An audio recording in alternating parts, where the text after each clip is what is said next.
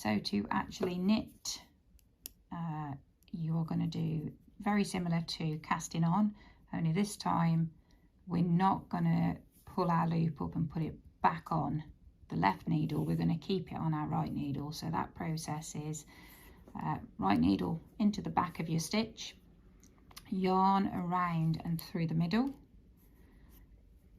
down with your needle. Remember with that loop we were pulling that up and popping it onto this needle to cast on. This time we're going to leave it as it is, and we're actually going to push up the stitch on our left needle and off the needle, just like that. So again, that's needle through the back of the stitch, yarn around through the middle, right needle goes down, point through that yarn that we've just put around, that working yarn, and the original stitch off the needle, and that's your stitch made again. Just pull that a little bit tighter there. So again, needle through the back of the stitch, yarn around, needle goes down and through, and off it goes.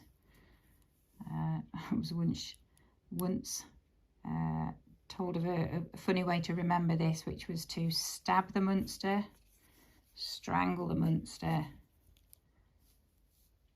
pull his guts out and throw him off a cliff.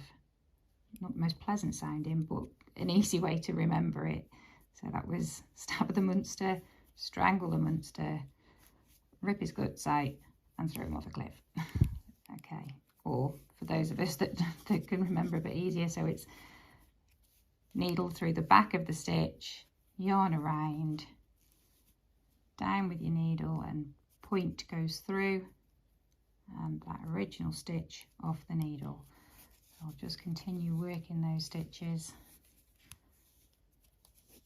like so, and I'll come back in a few minutes, and once I've done a few rows, so that you can see how it looks as it progresses. Obviously you can see what your first row is going to look like there. I will keep going and come back in a minute.